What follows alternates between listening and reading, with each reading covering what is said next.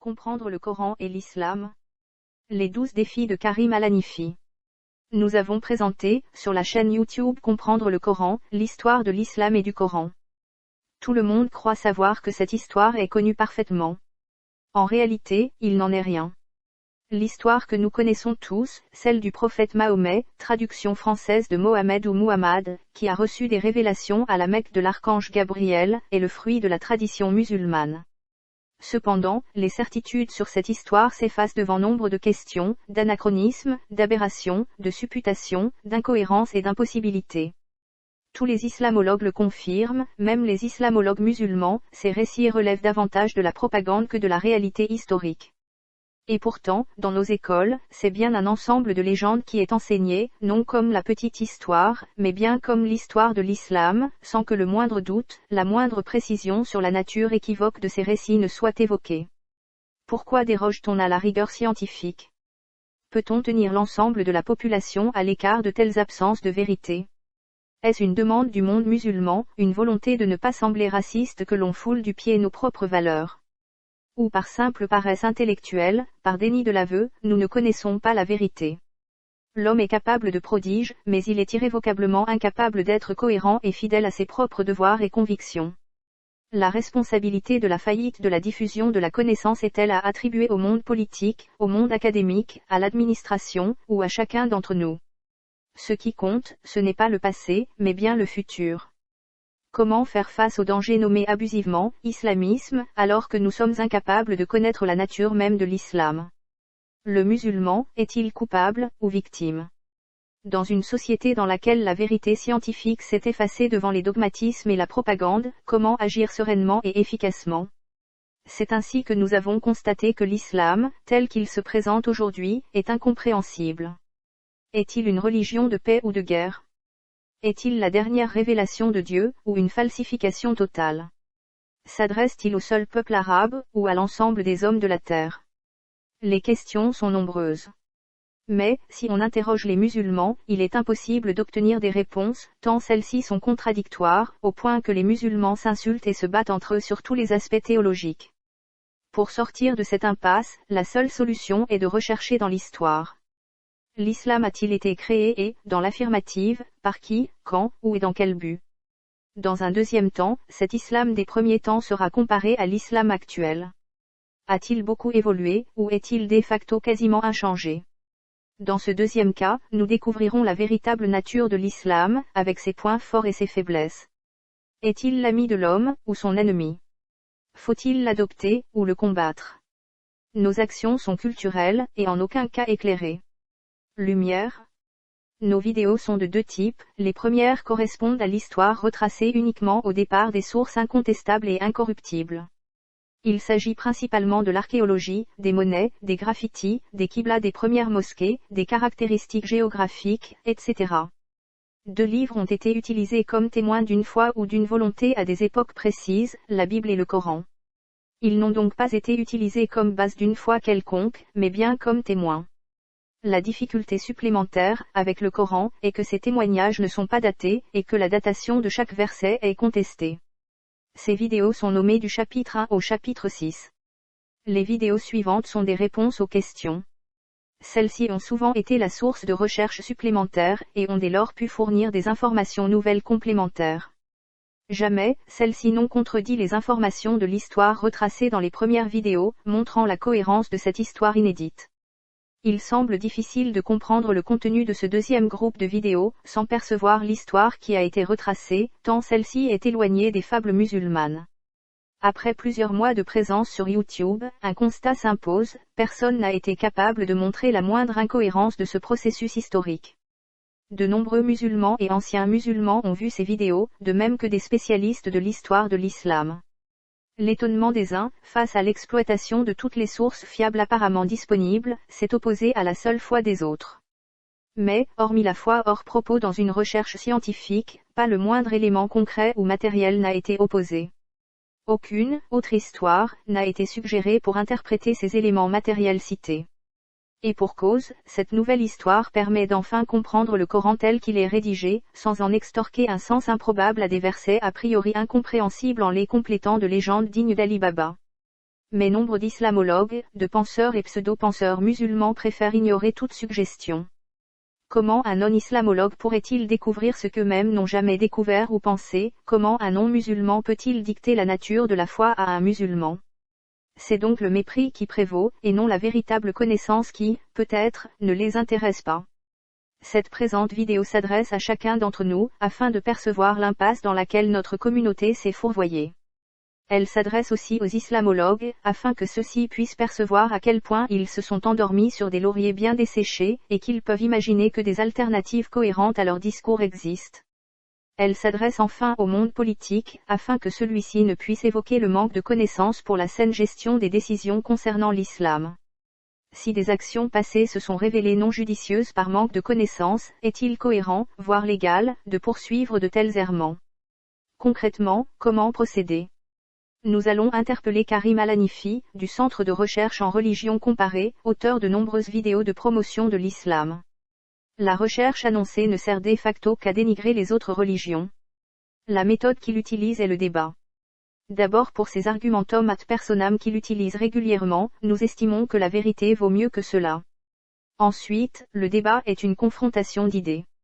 Or, nous récusons l'idée, c'est parce que l'idée, fruit de l'idéologie, a assassiné la vérité des faits au point qu'une telle recherche est devenue politiquement incorrecte. Exposer des faits n'est pas l'objet d'un débat, mais d'une confrontation posée, avec le temps nécessaire donné à chacun pour exposer son argumentation. Le débat est par nature polémique, et empêche l'exposé et la vérification des faits. Dès lors, il recevra cette vidéo, à laquelle il pourra y répondre comme il l'entend, en intercalant ses propres réponses, s'il est capable d'en donner. Un jeu de ping-pong peut ainsi être créé de manière sereine, au profit de tous. Nous constatons que le Coran nous raconte abondamment l'histoire et les petites histoires de prophètes d'Israël, ainsi que nombre de faits et gestes du Messie, Jésus-Christ. La seule femme nommée dans le Coran est d'ailleurs Marie, mère de Jésus. Elle est davantage présente dans le Coran que dans la Bible. La sourate 3 est la famille d'Imran, et concerne Moïse. Jonas, Oud, l'arrière-petit-fils de Noé, Joseph, Abraham et d'autres ont leur sourate et leur récit. Si le Coran est bien un livre de Dieu, cela signifie clairement que ces prophètes sont mis en lumière, car ils représentent de bons exemples pour les hommes. Mais Mahomet, il est cité 4 fois, et aucune de ses femmes n'est nommée, de même qu'aucun de ses compagnons. Les circonstances de sa vie sont totalement ignorées du Coran, alors qu'elles seront capitales pour le développement de l'islam et la compréhension du Coran. Défi 1. Pourquoi ces éléments concernant Mahomet sont-ils absents du Coran, et pourquoi les sourates dites mécoises ignorent-elles complètement le prophète de l'islam? Lors du débat sur l'histoire de l'islam avec Olaf, vous avez refusé son argumentation de par la faiblesse des sources utilisées. Et pourtant, quasiment toutes les sources historiques contemporaines ont systématiquement disparu, montrant une manière d'agir inégalée dans toute l'histoire de l'humanité. La disparition des sources ne peut avoir pour objet que d'empêcher toute contradiction au départ décrit d'une propagande politique fallacieuse. L'archéologie est formelle, la Mecque n'a laissé aucune trace avant 699. Et pourtant, vous alignez votre histoire de l'islam sur celle de la tradition, qui indique que Mahomet a dû quitter la ville de la Mecque en 622 pour fuir à Médine ou Yatrib. Les sources musulmanes sont dès lors encore plus douteuses que les sources dont l'auteur pose question. Et pourtant, vous vous en contentez. Défi 2. Prouver par des sources indiscutables que le prophète de l'islam était bien né à la Mecque en 570 et a fui en 622 cette ville pour Médine. Pour l'islam, l'archange Gabriel a révélé le Coran, petit à petit, d'abord à la Mecque entre 610 et 622, et ensuite à Médine de 622 à 632. La révélation s'est achevée avec la mort mystérieuse du prophète, par empoisonnement selon les textes les plus anciens. Mais les islamologues et linguistes affirment quasi unanimement que cette affirmation est peu crédible, voire impossible. Nous avons conclu avec une chronologie élaborée que ce texte n'a reçu ses dernières sourates que vers les années 865 ou 870, ce qui exclut la révélation divine traditionnelle. Les suspicions de falsification d'un Coran complet dit d'Othman, mort en 656, sont ainsi confirmées. Les Corans les plus anciens ne datent que des années 870 au plus tôt, date confirmée par les datations au carbone 14. Défi 3. Prouvé par des faits matériels indubitables que la réception des derniers versets a eu lieu au plus tard en 632 à Médine, et dès lors que l'ensemble du Coran est bien une révélation divine.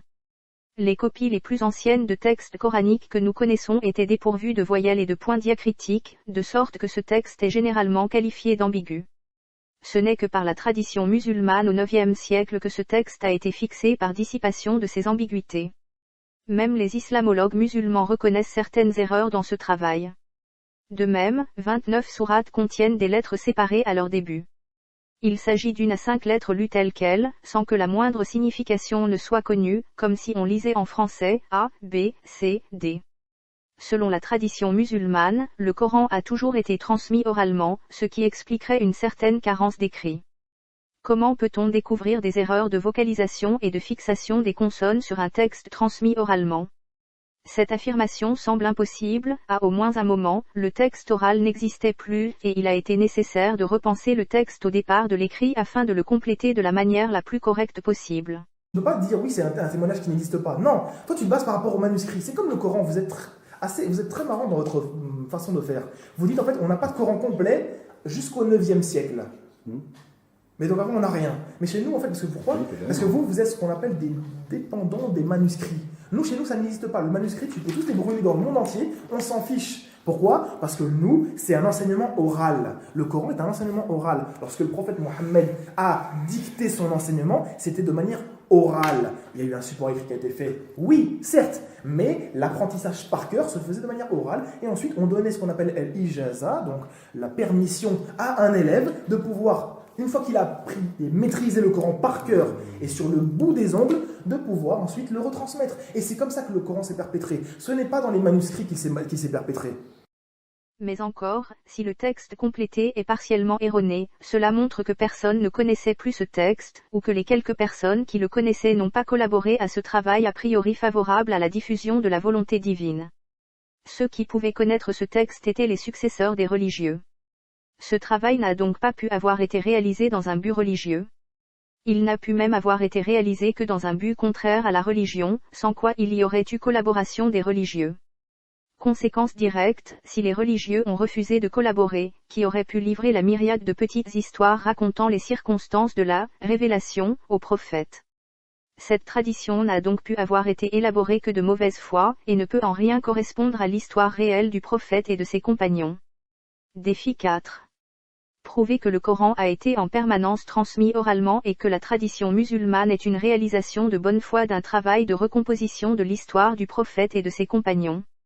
Certains islamologues musulmans, comme Rachid Benzine, refusent d'ailleurs l'authenticité de la tradition musulmane. Pour lui, celle-ci raconte des faits impensables par rapport à la culture qui aurait dû être celle du prophète de la Mecque du 7e siècle. En d'autres mots, il constate l'incompatibilité ethnologique, géographique et sociologique entre le Coran et la tradition musulmane. Sans utiliser une telle argumentation, nous étions arrivés à la même conclusion, tout comme d'autres chercheurs depuis plus d'un siècle. Malgré cela, il nous apparaît que vous n'argumentez pas sur de telles constatations, que vous feignez ignorer, alors que de tels arguments détruisent radicalement votre propre histoire de l'islam. Défi 5. Prouver en quoi une personne comme Rachid Benzine n'est pas musulmane, qu'il est moins musulman que vous, et qu'une telle perception de l'islam est fausse. Ou prouvez-nous que Rachid Benzine se trompe dans son analyse de l'islam. A-t-il tort en affirmant que la violence est aussi musulmane, nier ce fait constituant un déni? Les hadiths, les actes et paroles du prophète, ont été transmis par des isnats, ou chaînes de transmission. Or, dans une vidéo sur la définition de la tradition musulmane, nous avons noté une incompatibilité entre la nature même des hadiths et de tels modes de transmission. Nombre de hadiths sont des lois islamiques. Or, le but d'une loi est son application. Dès lors, elle doit être écrite et promulguée pour être connue de tous.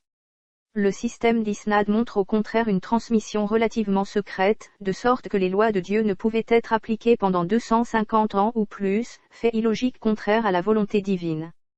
De même, comment un acte d'une personne pouvait-il ainsi être transmis à travers le temps, l'espace et les cultures?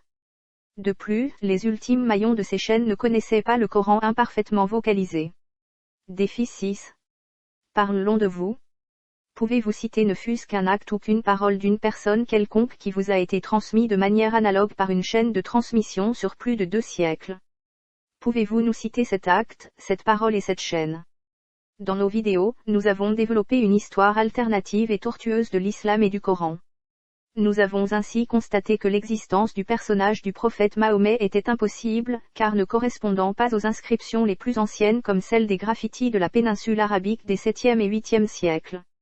Notre conclusion était que Muhammad était la manière commune de nommer les dictateurs depuis au moins 620, et Abd al-Malik s'était attribué le titre de prophète en 685, devenant ainsi calife, soit successeur des prophètes de l'Ancien Testament. La profession de foi musulmane signifiait à cette époque « J'atteste de l'unicité de Dieu » et le calife Abd al-Malik agit comme envoyé de Dieu chez nous. Défi 7. Sans une telle compréhension du sens des mots au cours des 7e au 9e siècles, et selon votre histoire de l'islam et du Coran, copie de l'histoire connue de tous, pouvez-vous nous expliquer d'une manière cohérente les inscriptions du dôme du rocher à Jérusalem? Selon de nombreux musulmans, la sunna, la tradition musulmane avec ses textes complémentaires, est tout simplement contraire au Coran. Sourate 45 versets 6 et 7. Voilà les signes de Dieu. Nous te les récitons avec la vérité. Après Dieu et ses signes, en quel récit croiront-ils? Malheur à tout pervertisseur, pécheur. En arabe, dans ce verset 6, le mot « récit » se lit « hadithine ». Les judéo-nazaréens, auteurs de ce verset, avaient-ils pressenti la dérive future? Qui seraient les personnes cachées derrière ce « il », hormis les affidés au calife et sa prétendue révélation divine complémentaire? Ce verset nous montre l'absence criante du prophète de la tradition. Le Coran est un recueil de signes, et non d'ordre transmis par un prophète. Il n'est pas question de révélation, mais bien d'une croyance en une inspiration divine. Ce verset semble inéquivoque. Toute personne ajoutant un fait, quel qu'il soit, trahira la volonté divine. Sourate 6 verset 38. Nul animal sur terre, nul oiseau volant de ses ailes, qui ne soit une nation semblable à vous. Nous n'avons rien négligé dans le livre. Puis vers leur Seigneur ils seront rassemblés. Non seulement les ajouts au texte sont déclarés hérétiques avant même qu'ils n'existent en leur totalité, mais encore le Coran est affirmé être un livre complet. Cette sourate date des années 715 à 720. Dès lors, seul l'homme peut le compléter, soit le trahir et le pervertir. De facto, l'utilisation des auteurs de hadith, tels Bukhari et Muslim, afin de donner un nouveau sens au verset coranique, n'est-il pas de l'association? Certains musulmans l'affirment sans ambiguïté et, dans ce contexte, une telle perception ne semble pas illégitime. Défi 8. Démontrer concrètement par les faits que l'existence du prophète Mahomet était connue à cette époque, que les chaînes de hadith étaient en construction et que l'utilisation de faits ultérieurs est légitime à la foi musulmane, sans contredire le Coran. En fonction de la tradition musulmane et du sens perçu généralement du Coran, certains versets semblent incompréhensibles aux non-musulmans. Quelques exemples. Sourate 3 verset 21. Ceux qui mécroient aux signes de Dieu, tuent les prophètes sans droit, et tuent les humains qui ordonnent l'équité, annonce-leur un châtiment affligeant. Si on doit annoncer un châtiment affligeant à ceux qui tuent des prophètes, cela signifie qu'il s'agit d'un avertissement pour le futur. Or, l'islam affirme que Mahomet est le sceau des prophètes, soit le dernier d'entre eux. Dès lors, comment le Coran peut-il mettre en garde contre l'assassinat de nouveaux prophètes, alors qu'il affirme aussi qu'il n'y en a et aura plus? En revanche, comme nous avons pu le découvrir dans l'histoire réelle, la qualification de « prophète » était une usurpation des 10 derniers califes omeyyades, entre 685 et 750. Dès lors, les scribes du calife Abd al-Malik nous informent que les assassinats des califes seront sévèrement punis par Dieu. Quoi de plus logique? Sourate 16 verset 36. Nous avons suscité dans chaque nation un envoyé. Adorez Dieu et écartez-vous des idoles. Dieu en a dirigé certains, tandis que l'égarement s'est avéré juste contre d'autres. Mouvez-vous sur la terre et regardez comment fut la fin des démenteurs. Quel est l'envoyé pour un pays comme la France? Quelle est la différence entre un envoyé et un prophète, en sachant que l'islam reconnaît l'existence de 124 000 prophètes, le dernier étant Mahomet? Comment pouvait-il y avoir des prophètes antérieurs à Mahomet, alors que le Coran était encore inconnu? Sourate 33 verset 40. Mahomet n'a jamais été le père de l'un de vos hommes, mais l'envoyé de Dieu et le sceau des prophètes. Dieu est connaisseur de toutes choses. S'il s'agit de la tradition musulmane, il semble que cette parole ait été dite bien après la mort de Mahomet. Mais alors, par qui fut-elle révélée? À qui ce verset s'adressait-il? N'a-t-il pas qu'un sens à un moment précis, contraire à une signification divine intemporelle? Sourate 48 verset 29. Mahomet est l'envoyé de Dieu. ceux qui sont avec lui sont forts envers les mécréants, tout miséricordieux parmi eux. Tu les vois agenouillés, prosternés, recherchant faveur et agrément de Dieu. Leur marque est sur leur face, trace de la prosternation. Ils ressemblent à ce qui est dans la Torah. Dans l'Évangile, il ressemble à une plante qui sort sa pousse, puis se raffermit, s'épaissit, et ensuite se dresse sur sa tige, étonnant les planteurs. Dieu, par les croyants, enrage les mécréants. Dieu a promis à ceux parmi eux qui ont cru et ont fait les œuvres vertueuses, un pardon et un très grand salaire. Les orants, juifs, chrétiens et musulmans sont qualifiés de mécréants envers Mahomet. La mosquée signifie « le lieu de prosternation ». Dès lors, quelle est la religion de Dieu? Au contraire, si Mahomet est bien la manière de nommer les califes tels que nous l'avons défini, ce verset absurde retrouve tout son sens. Les religieux, opposés à la dictature, sont mécréants envers la religion usurpatrice et fallacieuse des prophètes, qui deviendra ultérieurement l'islam. Sourate 5 verset 18. Aux gens du livre. Notre envoyé est venu pour vous manifester après un relâchement dans la succession des envoyés afin que vous ne disiez pas, il ne nous est venu ni annonciateur ni avertisseur. Or, il vous est venu un annonciateur et un avertisseur. Dieu est puissant sur toutes choses. La tradition musulmane affirme que Mahomet est un prophète unique ayant suivi un ensemble de prophètes chronologiquement dispersés jusqu'à Jésus-Christ. Ce verset de la sourate 5, en toute fin chronologique du Coran, affirme le contraire. Une succession d'envoyés a suivi une autre, avec une interruption. En quoi Mahomet est-il un envoyé ou prophète dans une succession? Dans l'histoire que nous avons reconstituée, il y a eu une suite de califes prophètes entre 685 et 750, le califat était laïque entre 750 et 813, et les califes se sont déclarés envoyés de Dieu à partir d'Al-Mamoun en 813. Défi 9. Expliquer de manière convaincante l'origine divine de tels versets, et leur donner une signification cohérente. Sourate 2 versets 155 et 185. Nous vous testerons par un peu de crainte, de faim et de diminution de fortune, de personnes et de fruits. Fais la bonne annonce aux endurants. Le mois de Ramadan est celui dans lequel est descendu le Coran comme direction pour les humains, épreuve de la direction et de la délivrance. Nul autre verset nous informe de la descente du Coran. La seconde partie de la sourate 2 date du règne d'Al-Mamoun, entre 820 et 833. Il décrit d'abord un fait passé, la descente du Coran. Or, celle-ci est un fait de la tradition musulmane, datant irrévocablement du IXe siècle. Selon les plus anciennes traditions, le prophète aurait reçu la révélation par rêve. Un mois est dès lors crédible pour expliquer ce verset, dénué de sens pour la révélation pendant 22 ans décrite ultérieurement. Si ce verset décrit une invention du IXe siècle, il ne peut être révélation divine du VIIe siècle. Le mois de jeûne a été imposé par le calife non pour raison religieuse, il ne pouvait qu'être athée, mais pour cause de pénurie agricole et alimentaire. Défi 10. Prouver que l'ensemble du Coran est antérieur à 633. Vous avez pu découvrir dans les vidéos de comprendre le Coran une histoire et une chronologie alternative de l'islam et du Coran, basée uniquement sur les faits matériels, sur les traces indélébiles que cette religion a laissées dans sa genèse. L'islam tel que décrit est bien éloigné de l'islam traditionnel, et sur de nombreux points totalement contradictoires à celui-ci. Mais ce mouvement recréé permet de comprendre parfaitement l'islam dont nous avons hérité, ce qui est loin d'être le cas avec l'islam qui nous est enseigné. Défi 11. Pour tout homme de bonne foi à la stricte recherche de la vérité, cette chronologie, cette histoire alternative pourrait être démentie, en tout ou en partie, par un seul verset coranique contradictoire. Mais nous vous connaissons.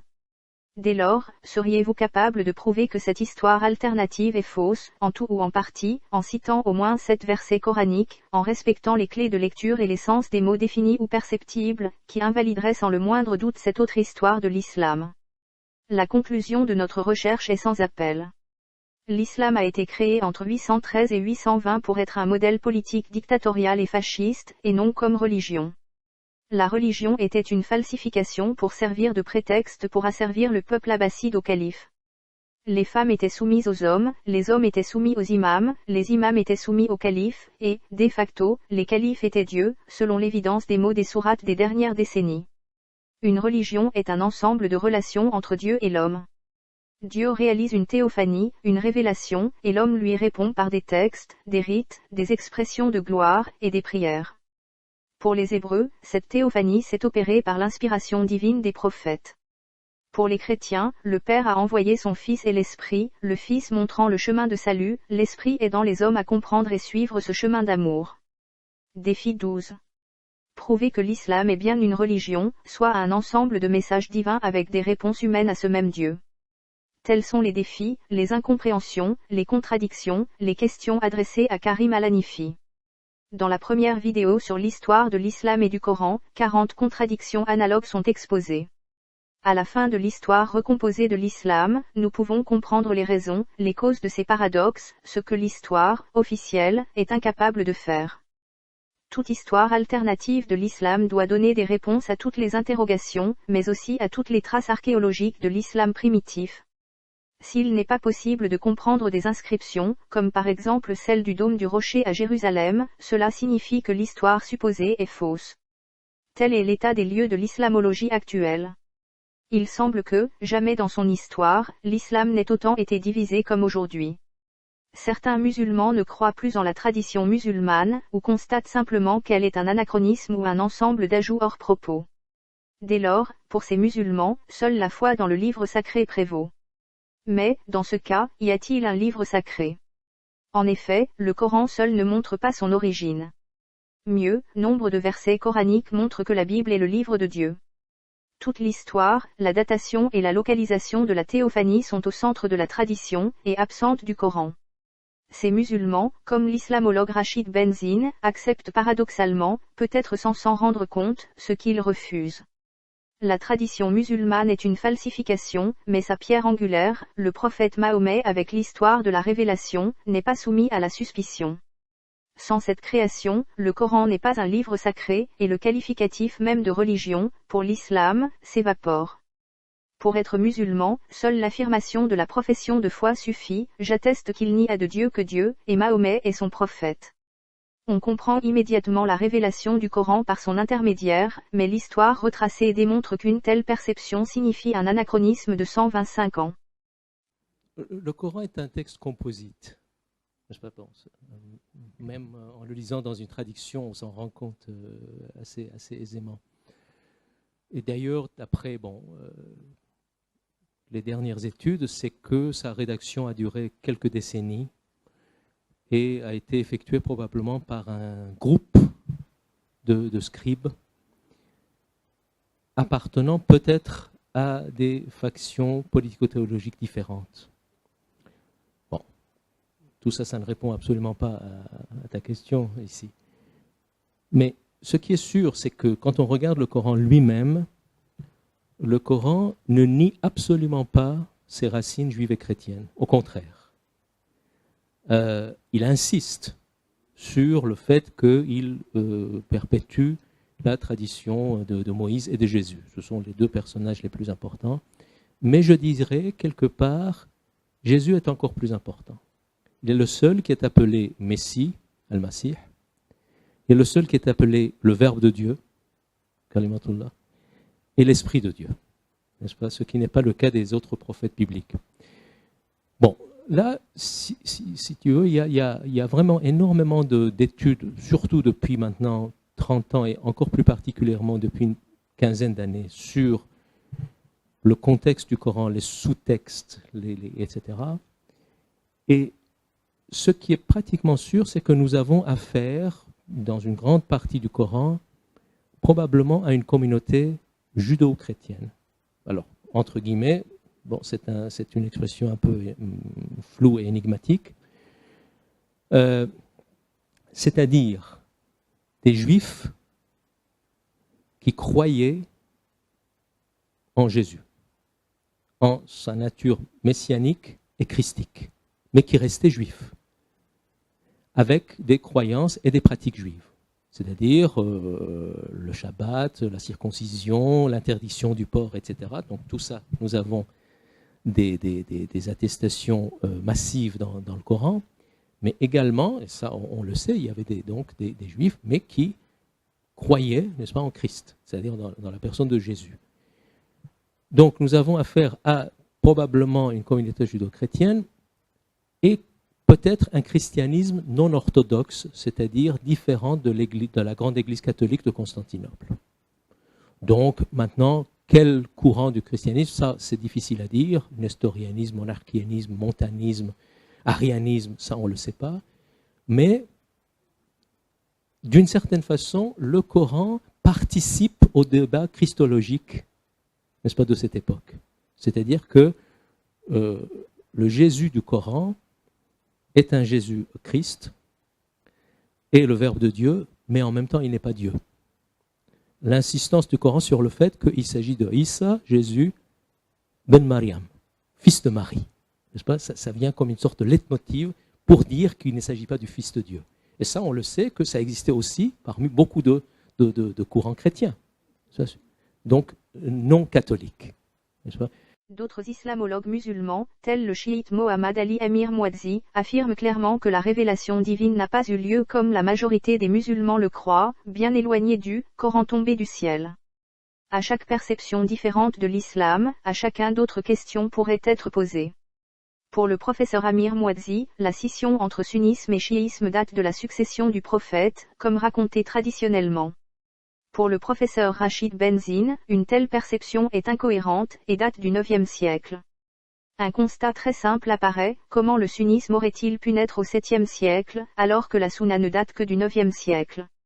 En résumé, sans histoire cohérente, les islamologues pataugent dans la semoule, mais n'osent que trop peu l'avouer publiquement. Faute d'histoire, on se raconte des histoires et cela finit par faire des histoires. Ce refrain de Rachid Benzine résume l'état de nos connaissances sur l'islam. Et ce sont ces histoires qui sont réalité dans la croyance collective, et dès lors base de l'action politique. Même nos professeurs d'histoire dans l'enseignement secondaire ignorent que ces petites histoires qu'ils narrent à nos enfants ne sont de fait que de la propagande musulmane, car il s'agit d'une création de toute pièce d'un mouvement à fonctionnement majoritairement sectaire dans des buts contraires au fonctionnement démocratique de nos sociétés. Mais le citoyen, et particulièrement le musulman, n'a-t-il pas le droit de connaître l'objet ou la nature de sa foi ?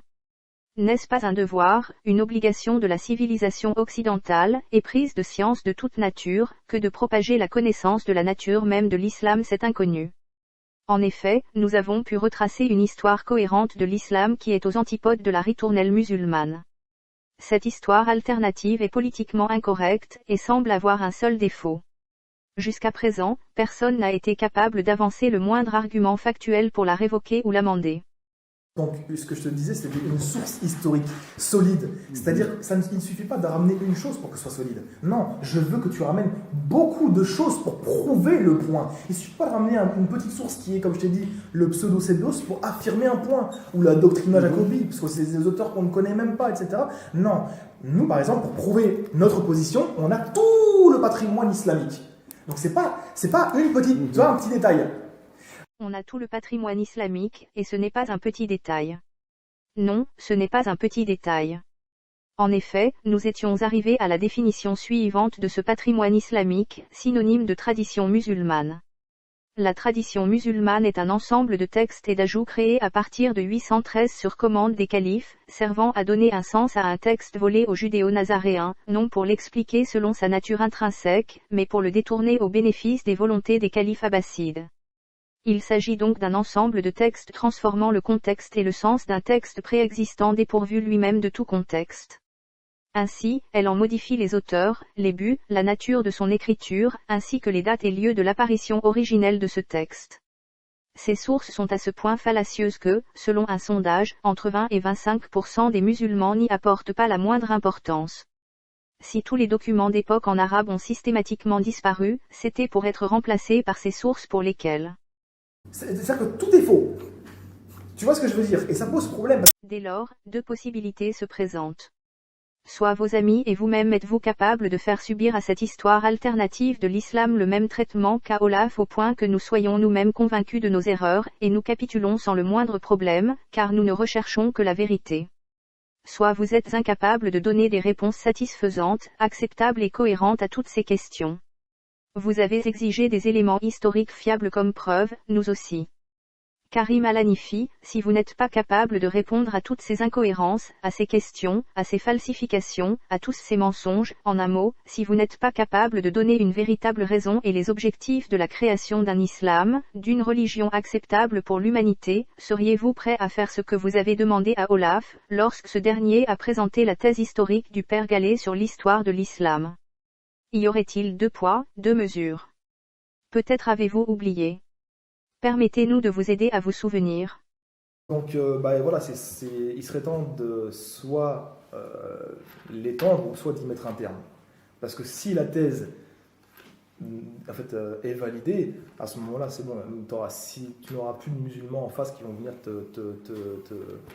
débattre avec toi. Voilà, exactement. Par contre, si c'est l'inverse, ce qu'il faudra faire, ce serait bien, c'est par souci de scientifique, ce sera de retirer en fait toute la thèse et retirer aussi le PDF, tout ce qu'il y a de plus en plus, et même si limite de faire une vidéo en disant je m'excuse, je n'ai peut-être pas les compétences nécessaires pour pouvoir vulgariser un travail comme ça.